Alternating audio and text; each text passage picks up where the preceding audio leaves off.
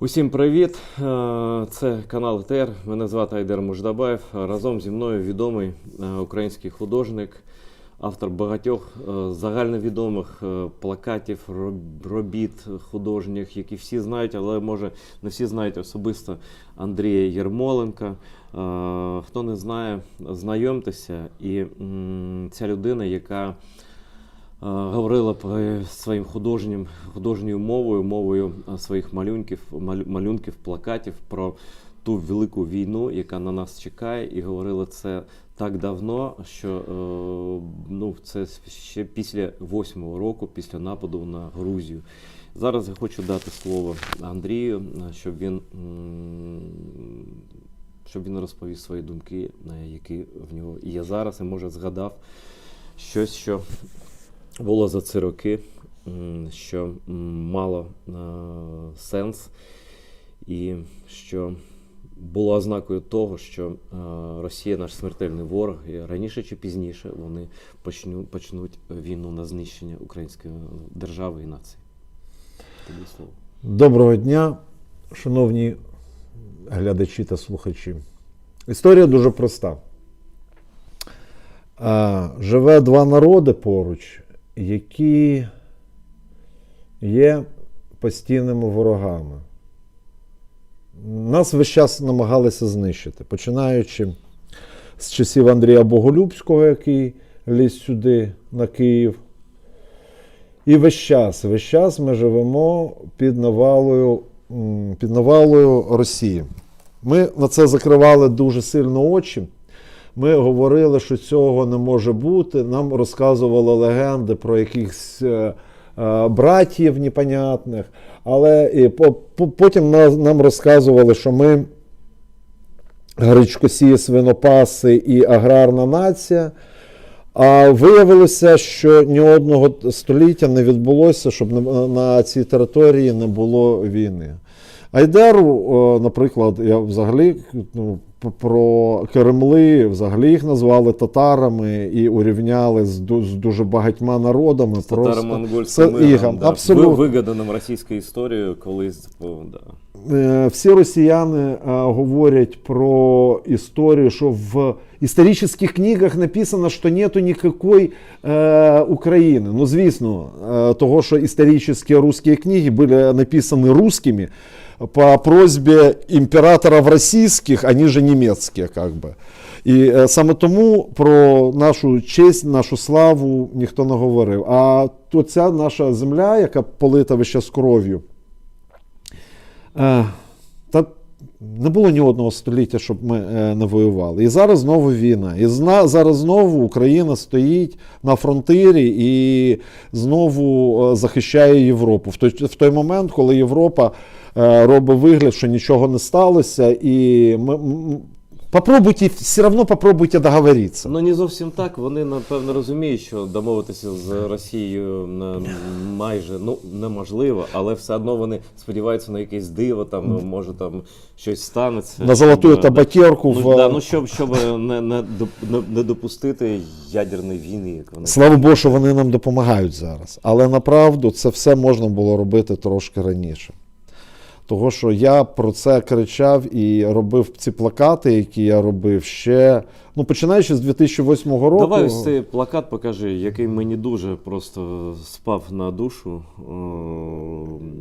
Це плакат 8-го року, це важко уявити. Я зізнаюся, що навіть я, людина, яка там мало ілюзій мала щодо Росії, і особливо після війни, нападу на Грузію, але як це Андрій уявляв, тобто я все ж таки не думав, що тоді ще не думав, що ось саме так це буде виглядати. Це 8-й рік. Це обкладинка журналу «Українського тижня». Ми сиділи на вченій раді. Там Юрій Макаров сидів, видатний український журналіст, і ми сиділи з ним, обговорювали, яка буде обкладинка. Я запропонував, оце ось наступною буде Україна. Спочатку всі такі, це не дуже, це не занадто сміливо. Але ми вирішили, що це, ну, це правда, яка А Юра Макаров погодився. да? абсолютно. Він сказав, це класний Така хід, людина. і це треба робити. Того, що, ну, а реально так воно і Причому, буде. здається, Юра казав, що він етнічно, типу, за походженням Росіянин, так? так. Але він, на відміну від багатьох на Заході і, власне, в Україні, він, ну, така людина просто. Це голова комітету Шевченківської премії зараз, дуже крутий. Юрій Макаров Да. це перша людина і єдина, яка в Україні зняла документальний фільм про життя Тараса Шевченка. Після нього ніхто цього не зробив. І до цього часу ніхто не зробив. Кажи далі, ну і по ходу справи показуєш те, що вважаєш за потрібне зі своїх робіт. Добре. Ну, До речі, зараз я скажу просто, чому ви зараз усі знаєте Андрія Єрмоленка, бо в кожному місті, і в кожному місті, де ви знаходитесь, ви можете навколо подивитися і знайдете якісь там білборди на зупинках, рекламні щити, де є те, що малював і малює зараз. На сторінці можете знайти Андрій Єрмоленка, що він викладає майже щодня нові такі мотивуючі, чесні плакати.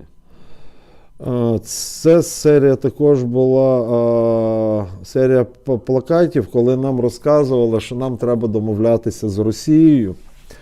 Я не вірю ні в одні домовленості в Росії, бо у нас, Да, щоб ви розуміли,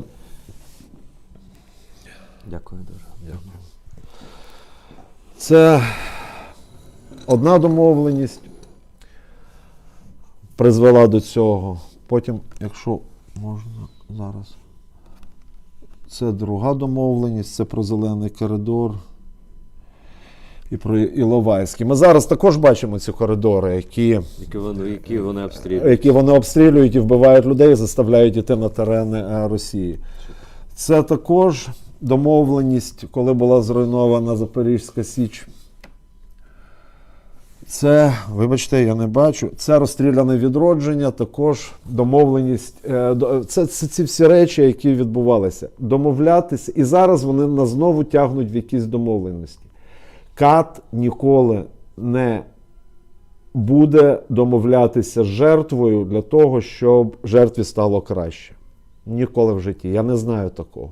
Ну, він може вести перемовини про спосіб знищення. Знищення. Типу, Типа, так тобі буде менш болісно. Але у нас КАТ настільки підступний. Він навіть не це ницість. Це ниций. Він, у нього, ну от як я казав, це не людина. Це з ним не може людина домовитися з Бульбою або з Слимаком. Ну не може. Ну, він може скільки завгодно їй щось говорити. Але Слимак ніколи в житті не зрозуміє, про що йому говорять. Зовсім різні цінності. До українців, я не знаю іншого народу, я не знаю іншого племені, яке до всіх людей відноситься зверхньо, крім росіян. До всіх. Це не важливо, де вони. Ну, були німці такі. Але німці пройшли через денацифікацію. Ну, тобто там це точно не тривало століттями. А оці штуки, це було в 15-му році. Те, що ми зараз бачимо, також, коли ми говорили про мову. І от зараз, коли ми згадуємо про паляницю і про українську мову, а це ж реально зброя виходить. Ну, Путін про це ж відверто каже. Він же вимагає повернути все взад. Навіщо їм треба, що таке у них, по їхньому розумінні, денацифікація? Це просто, щоб ми знову говорили... Деукраїнізація. Навіть гірше. Я думаю, що це не деукраїнізація, а це більше... І це також, це як зброя, так і захист мова. Того, що ми... Це із цієї ж серії. Ми маємо це розуміти. І плюс до всього, от мені дуже хочеться. Я трошки поведений на мові. Ну, поведений того, що я розумію, що без мови ми всі гівна варті. Перепрошую за слово. Але, от, наприклад, ту ж саму тему я розробляв і для Кремли дуже довго. Того, що, я хочу, щоб Крим говорив кримсько-татарською мовою. Я цього хочу. Коли це відбудеться, ніхто туди не зайде. Це найголовніша штука, яка в мене за це болить. І... Андрій, напевно, наші глядачі, принаймні глядачі з Криму знають, що Андрій дуже багато плакатів зробив за кримсько-татарською тематикою. Навіть всі тут не перерахуєш, може зараз і не на часі, бо зараз більше воєнні речі якісь. Зараз, знову ж таки, я не пам'ятаю вже який рік, чесно вам скажу. Терорист номер один. Да. Це теж обкладинка? Це плакат, який я зробив, коли забрали Сенцова. Це 16-17 рік. Фрі Сенцов там внизу написано. Але зараз весь світ бачить, що має справу з терористами, які погрожує привезти сюди, він каже, з Ближнього Сходу, це арабських якихось терористів. Ну, добре, але я просто не пам'ятаю жодної битви, які араби вигравали останні 1000 років. Ну, добре, нехай він погрожує. Тобто, знаєте, українців вже нічим не залякаєш, я думаю, психологічно, нічим не залякаєш наших воїнів. Вони все вже бачили, вони дуже злі в найкращому сенсі цього слова. Але те, що Путін терорист, це було видно ще тоді, і була серія плакатів ще, ми не будемо зараз їх показувати, чемпіонат світу з футболу, коли всі туди приїхали, там президентка Хорватії, там інші, там Макрон, здається, Меркель, здоровалися, віталися з Путіним. Ось зараз ніхто вже не вітається, прозріли всі. Але про це ми весь час говорили. Я собі, ти принаймні завжди. Я собі, як і ти мені, нагадуєш отого чувака, який стояв в пустелі і волав. Він знав, що це відбудеться. От я знав, що це відбудеться. Я розумів, що це відбудеться з того ж самого 2008 року. Я чітко зрозумів, що це відбудеться. І я про це говорив. І малював в роботах, які навіть присвячені там серія про анархію, серія про Шевченка. Всюди йшла тема війни і що нам прийдеться через це пройти. Тобто ти намагався загострити це питання, щоб люди... Я не хотів спровокувати війну, але я говорив, що це буде. Що це дуже ймовірно. Не 100% ймовірно. Це не може бути неймовірно. Єдине, що було... А чому ти так думав? От давай так, просто, 8-й рік зрозуміло, але ж потім так, типу мир, типу всі домовилися, там Саркозі приїхав, вони розвели війська на ті позиції, де були, і ніби все повернулося до воєнного стану. А чому ти всі ці роки, і навіть ще до Криму, ти думав про те, що Росія не заспокоїлася? Ну і зараз я вже не кажу. А як вона може заспокоїтися, якщо... Ознаки які були для тебе? Для мене російський бізнес на території України, де було скуплено впополам чи не впополам енергоструктуру України. Наприклад, да. Тобто вони вважали, вони і купувати країну теж намагалися. Вони купили її. Почався відкат після 2014 року. І це але він до кінця не завершився, бо зараз, як чув, навіть завод Дерипаски, якийсь там глиноземний з алюмінія працює. Зараз постачань вже немає, але ж ми чули і про Ільмініт, який там в окупований Крим йшов на завод Фірташа, який теж працював на російську армію.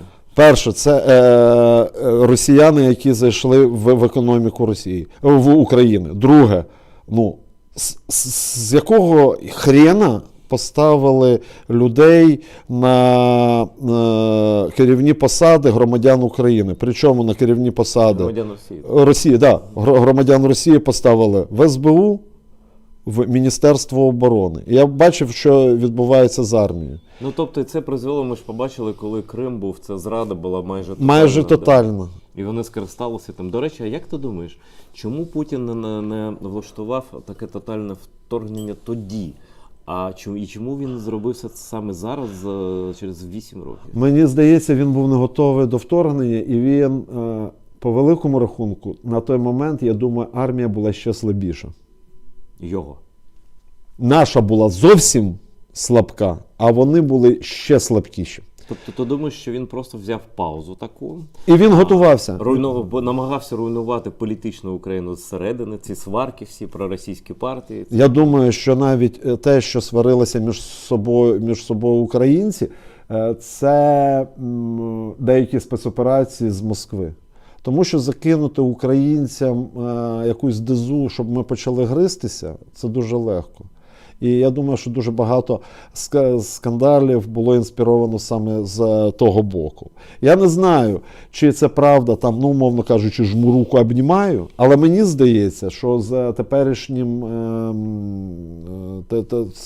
з теперішніми умовами, в яких ми працюємо, з цифровими технологіями, це дуже легко зробити. І посварити дуже легко. І замість того, щоб люди займалися відкритими зрадниками на кшталт ОПЗЖ, люди довбили один одного. Ну, наприклад, там люди, прихильники Порошенка, прихильники Зеленського. Ну, таких, я не маю на увазі таких упоротих, типу, що депутат Шевченка, який Лукашенко, ну, просто... Ну, це абсолютно.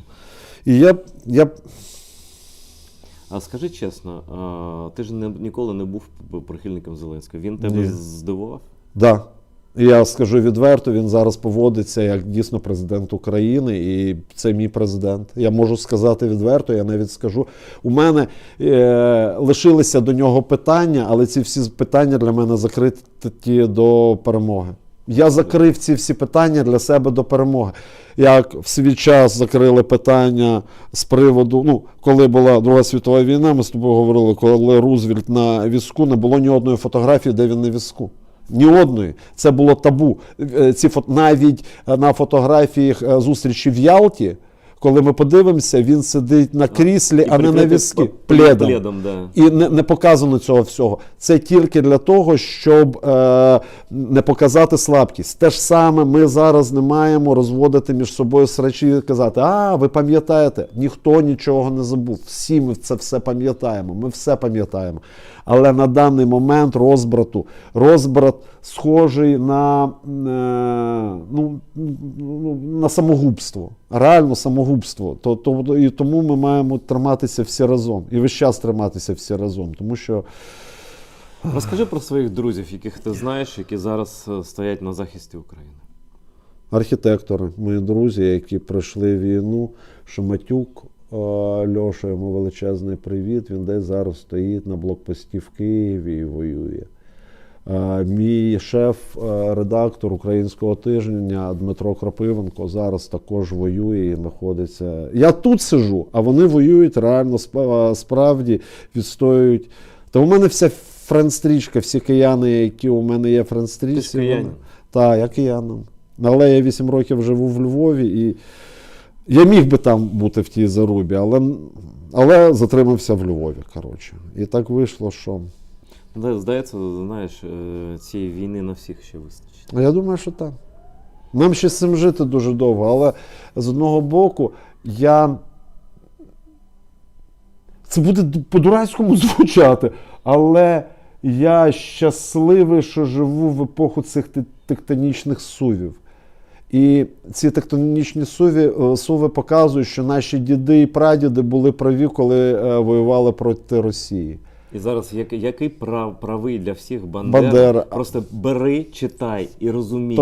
Він казав, яка б влада в Росії не була, який б там устрій політичний не був. Мета єдина – знищити Україну і встановити свою велич цю кацапську над усім світом. І Джохар Дудаєв, який був правий. Знову ж таки. Що я його знав особисто. Так, щастя моє було. Так, абсолютно. Але його не чули. Його не чули і в Україні не чули. Так і нас не чули. Нас не чули. По великому рахунку. Ну, давай про тебе. Тебе не чули. Не чули. Я ж це бачу просто на... Тебе також не чули. Ну, про це ладно. Ну, я скажу відверто. Тітова не чули. Останнім часом я відчуваю свою провину, знаєш в чому? Просто я журналіст старої формації, як то кажуть, знаєш, у нас так прийнято, що, прийнято так за стандартами, що якщо ти чогось не доніс до аудиторії, це твоя провина, а не того, хто не сприйняв. Значить, не так і це доносив. Значить, це не щось не так робив, не тим тоном, не тими словами. І це мене мучить, і я кожну ніч про це думаю. Вибач, просто це не моє інтерв'ю. Так я з тобою, і мене також про це, ти все робив відверто, слухай. У тебе все тобто, але все кожен день малював, ти, напевно, кожен день по плакату робив. Ти розумієш, в певний момент мені почали писати люди і говорити, наприклад, таку штуку, що ти нас уже цією війною заїбав. Ой, Ну вибачте. ладно, це зараз після «Русський корабль йди нахуй» можна вже все. Вибачте, він каже, що ти от це починаєш? Треба сіяти добре і вічне. А ти, коли хворий на рак повністю, весь твій організм, і до тебе приходять і говорять, чувак, ти не те робиш. Ти от даремно, що ти лікуєш свій організм, там, що тобі операцію треба зробити, що тобі потім терапія має пройти. Ти маєш з'їсти оцю ось пігулочку, і тобі полегшає. І будь позитивним при цьому всьому. А воно так не працює у мене. У мене, коли я бачу неправду, то я намагаюся це якось виправити. І вийшло так, ну відверто, вийшло так, що Кремли, українці і литовці, ми всі виявилися, до нас до всіх також відносились такі, Ну, на Заході, наприклад, литовців вважали божевільними.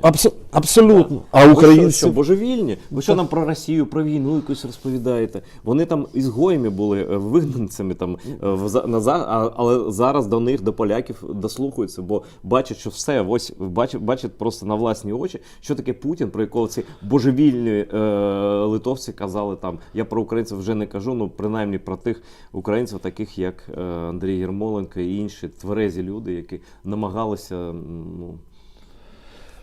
розбудити Європу, Захід. Так ми намагалися і наших розбудити, але наші також спали, розумієш? Але радує те, що ота от козацька кров, так скажемо, вірніше, це навіть не козацька, це кров воїнів. З нас ліпили весь час селюків якихось непонятних, і ніхто не задумав. Горілка, сало, шаровари. І співання. Пісень, у вас такі пісні хороші. І кухня, ми так любимо ваші вареники. А у мене бабушка теж хохлушка. Вона із-під Чернігівщини. Я это, знаешь, в Москве сколько раз слышал подобное. І оце, знаєш... А ты сало-то привез? Вот Да, едешь в Киев, да, допустим, я когда ездил на Майдан, они не про Майдан спрашивали, а спрашивали, сало ты привез. І ми от такі от дивні, ми для всіх них дивні. Ну, це Але зараз вони мають справу з іншими українцями. Так вони охерели, ці Шахназарови всякі, коли вони кажуть, що а виявляється, у них є нація. А історію вони не пробували почитати. А вони забули, як Дорошенко взяв в облогу Москву. А вони забули, як наші діди їх во главі з Костянтином Острозьким розбили нахрен. Вони забувають про це все. І вони нам розказують історії, яка була переписана за часів імперії, і замовником для цієї історії була Катерина. Це як наркотики, насправді. Це на них спрацювали як наркотики. Вони самі, да, по-русски скажу, ну, кацапы сами себя убеждали в том, что они особенные, что деды воевали, можем повторить, вот это весь идиотизм, что они какие-то... И когда Путин говорил вот эту свою жуткую, на самом деле, речь, там несколько, он говорил, что украинские солдаты и офицеры, идите домой. Это был самый дебильный приказ в истории человечества, потому что не пошел никто домой. Просто он не понимал, и не знаю, понимает ли сейчас в своем бункере, с кем он вообще разговаривает, и с кем имеет дело его окупаційна армія. І ми маємо зрозуміти тепер, от коли дивимося на цей жах, який відбувається, одну просту штуку.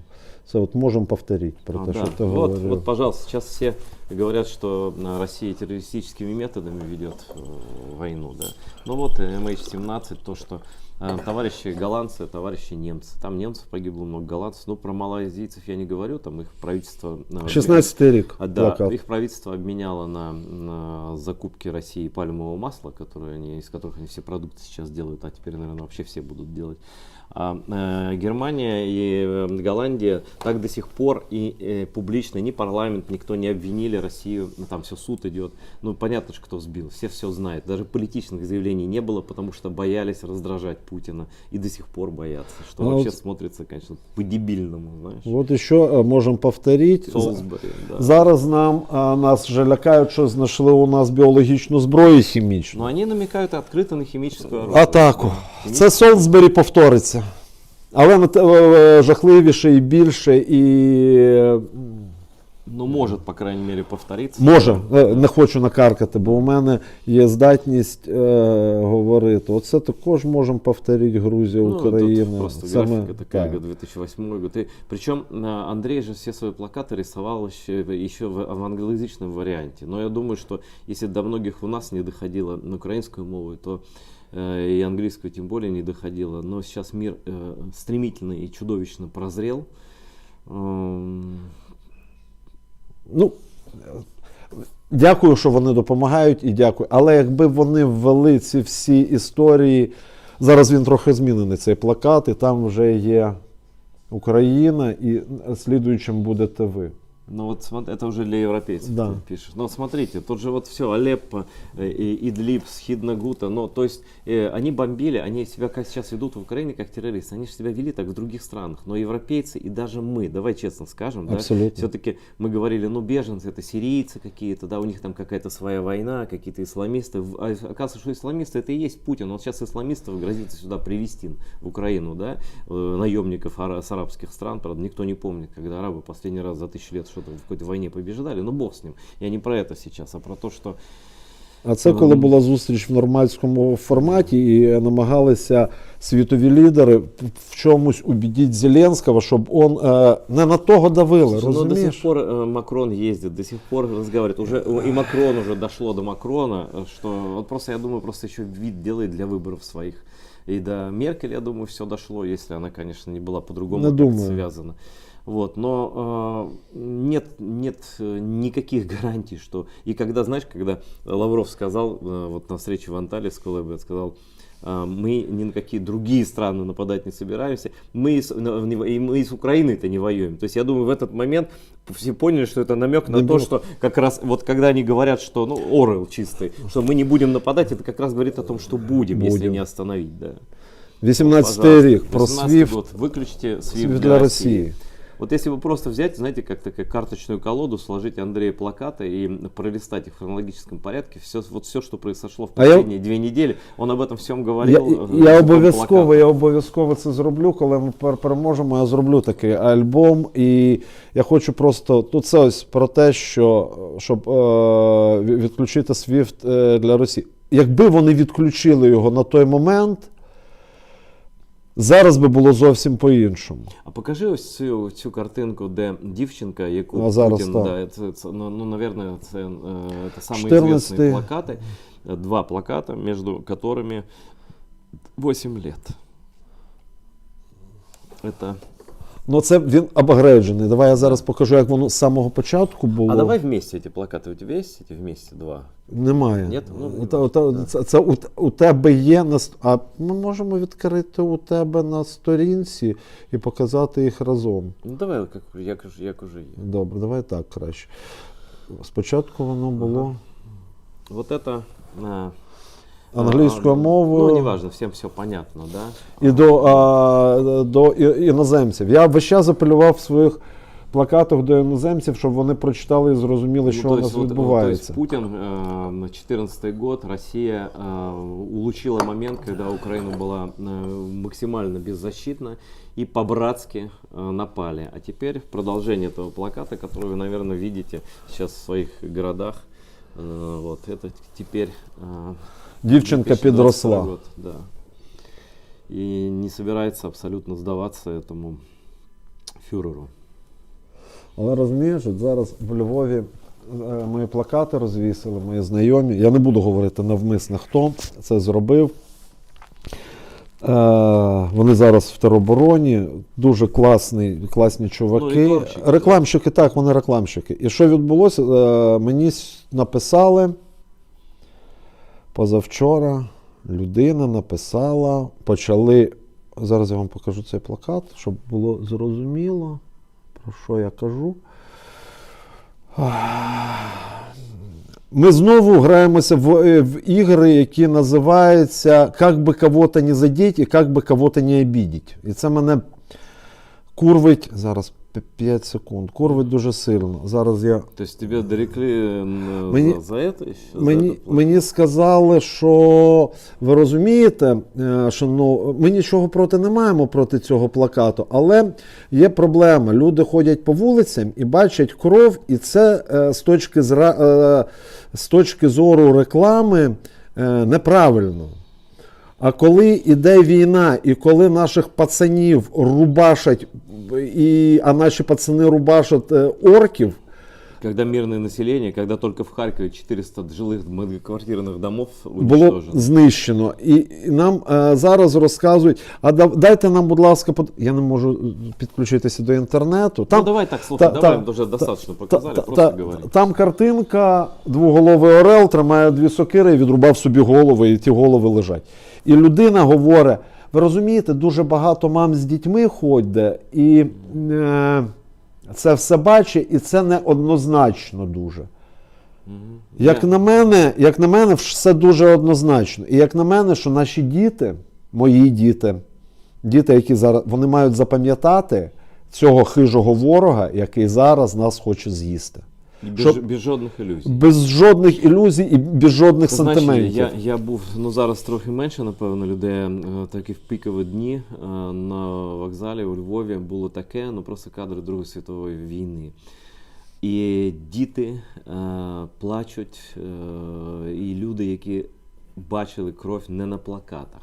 І якщо хтось там, якийсь чистоплюй, каже, що там не треба показувати кров, я не знаю в этой ситуации, что еще нужно доказывать, по крайней мере, украинцам. Но мне кажется, большинству нет. Я думаю, что все-таки это исключение какое-то, потому что большинство людей, наоборот, благодарят тебя. И, розумієш, ця людина 100% дотична до реклами. 100% вона хоче знайти замовника. 100% вона хоче поскаржитися в якусь компанію, яка це розмістила. Слушай, да пошли они в жопу. От в тому то Давай річ. вот так уже прекратим. Того, що бестолковий розговор. це для мене, як на мене, це також зрада. У нас відбувається дуже одна проста штука. Зараз дуже багато простих людей, наших українських поп-зірок відмовляються, розривають контракти з Росією, говорять, звертаються до росіян, ми же з вами, а ви же нас.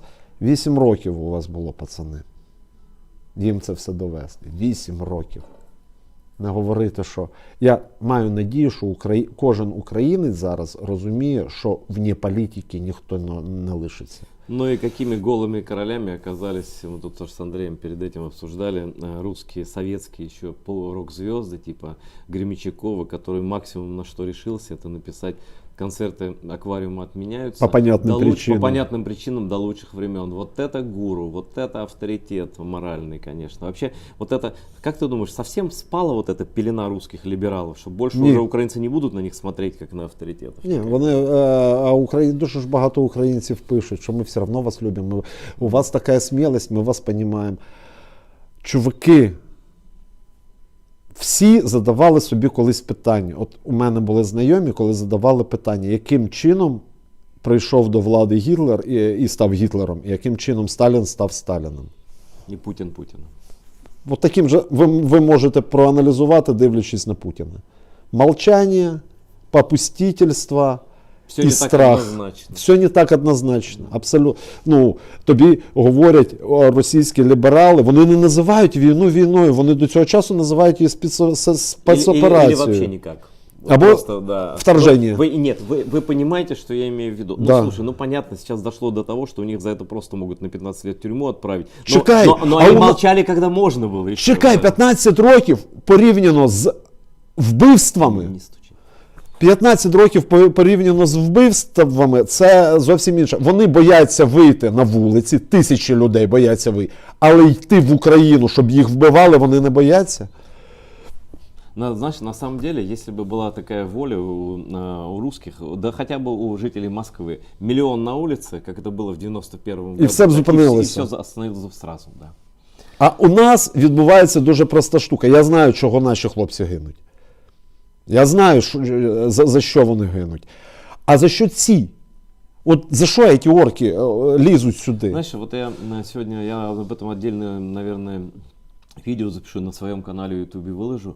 они делают вид, что ничего не происходит. И даже вот мне звонили пара людей, с кем я там общаюсь, хороших, нормальных людей, они говорят, здесь вообще даже ни о раненых, ни о погибших не говорят, как будто их нет. Помнишь Афганистан? Да, Ты то же молодой самое. был. То же самое. Я пам'ятаю в Люди дитинстві. гибли, Да. но правда их гибло за 10 лет, столько, сколько в Украине за 2 недели За 2 погибло. недели. Да? Вот. Но все же молчали, как данность, как будто это так и должно быть. И об этом нельзя было, не принято было даже говорить.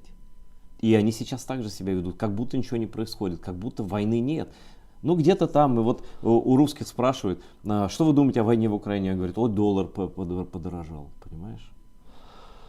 Ти розумієш, для них вони раби, от і все. І це треба зрозуміти як даність їхню.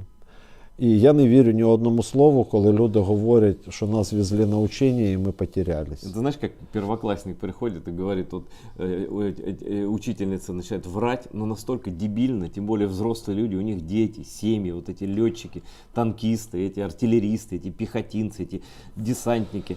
Но куда вы претесь? Вы же не вернетесь. Ну, это бесполезно обращаться, потому Я обов'язково сьогодні разговор намалюю- с мясом не имеет особого смысла. Я обов'язково сьогодні намалюю плакат, де буде по частям русский солдат, отдельно ручки, отдельно ножки, отдельно голова, і буде написано «Мама, собери мене домой». Блин, ты гений. Розумієш? Того, що вони не Я слухаю, як батьки говорять з дітьми в полоні. Мгм. Вони втратили все людське. Вони абсолютно, їх цікавить тільки одна вещь. Побили тебе или не побили, все, максимум. І вони не питають, яким чином ти там опинився. Они знают, Так Андрей. вони всі знають. Конечно. Это массовая договоренность о Лжи, преступлении. лжи. Да, это массовая договоренность о преступлении. И знаешь, как преступник договаривается, потом говорить, а я ничего не знал. я нічого- Да, ничего не было. Те ж саме, да. що Я було в вообще тебя не 14 знаю, кто ты в такой. 2014 році, окупація Донецька, Луганська і окупація цього. Вони ж говорили, зараз же, що говорять ці виродки? Вони виродки, реальні виродки. А коли бомбили Донецьк, Луганськ, якби наші пробомбили так, як ці орки бомблять Київ, Харків, Чернігів, пробомбили один раз Донецьк, Луганськ, на цьому б все закінчилось. Да, ми б отримали дуже багато негативу від Європи. Але ми люди. Слушай, Андрей, украинских и бойцов, и просто людей даже мыслей таких нет. Абсолютно, Знаешь, бо мы люди. Когда кацапы говорят, что вот они себя выдают каждой фразой, когда они говорят, что в этом роддоме был штаб Правый сектор. правый сектор, или там Азова, или там, ну, это нацбатов, как они говорят, они даже не понимают, вот то есть в их представлении, они действительно могли под родильным отделением устроить штаб, но это они Путин же говорил, будем идти за спиной женщин, детей. В украинской голове это не укладывается вообще, это не может быть, потому что У не нас может быть навпаки, никогда. я знаю, що у нас розносяться цивільні і армійські структури дуже сильно, щоб, не дай Бог, не було удару. Но правда это не помогает, потому что Але вони все рівно зараз если б'ють. русские смотрят, передавайте хотя бы по мессенджерам друг друга, хотя бы на словах, если не можете публично. Разрушено 290 школ в Украине, школ, я подчеркиваю, школ. Разрушено порядка 90 больниц. Еще раз, больниц. Я не говорю про дома уже жилые, про сравненный с землей Мариуполь, про разбомбленный Харьков, как они говорили, русский город, да? Вот, про Мариуполь, где там 90% русскоязычных там было когда-то, да? И так далее. Это преступление, которое никогда не будет прощено. Его ни автором, ни исполнителем. Як кацапами були, так кацапами і лишаються. Давай я тебе, раз ты такой пророк, это правда пророк, но в таком нерелигиозном смысле слова, в человеческом, что нас ждет дальше и что будет с Украиной и с русским рейхом. И на этом закончим. І на оновленій землі врага не буде супостата, а буде син. І буде мати, і будуть люди на землі. І рейха не буде. Він, як ти правильно казав, він буде зруйнований. І я думаю, що після цієї війни всі вірші Тараса Григоровича Шевченка будуть неактуальними. Чому? Того, що всі його пророцтва про панів, про сплюндровану москалями землю закінчиться. Того, що ми врешті-решт переможемо і зможемо створювати щось. Ми дуже гарно вміємо воювати, як показує штука, але після перемоги у нас буває таке, що ми сідаємо і відпочиваємо дуже довго. Немає часу відпочивати. Ми виграємо цю війну, ми переможемо, у нас немає вибору. Ми там з моєю дружиною, з моїми дітьми сидимо, і ми розуміємо тільки одну штуку, що у нас немає вибору. Ми поставлені в таку ситуацію, що треба перемогти, і все. Ми переможемо. Іншого такого випадку не буде у нас. І я маю надію, що Європа зараз вже розуміє, де знаходиться Україна, а де знаходиться вся Європа. І ми розуміємо, де знаходиться Польща, де знаходиться Литва, де знаходиться Естонія, де знаходяться люди, де знаходиться Британія, до речі, які першими вписалися. І ми розуміємо, хто наші справжні друзі і хто наші справжні вороги. А російський рейх буде зруйновано абсолютно. Але саме жахливіше, що московити потім скажуть, ми знали, що він плохой. Ми на кухнях говорили об этом. И это повторится снова. Похрену, что они скажут. Спасибо тебе, Андрей. Это про будущее не я вам сказав, а Андрій Єрмоленко, художник від Бога, це точно, бо він про все це попереджав. Дякую за те, що дивитеся ТР, дивіться нас і далі, розповсюджуйте наші ролики, інтерв'ю, чи частинами, чи в цілому, і перекладайте на інші мови, якщо можете. Робіть усе в інформаційному просторі, що зараз можете зробити. Ми намагаємося бути корисними там, де ми найбільш корисні, і те, як воює Андрій своїм плакатом, своїм словом, я думаю, що це просто снайперська робота проти ідеології русні. Тримайтеся, перемагайте. Дякую за те, що дав це інтерв'ю.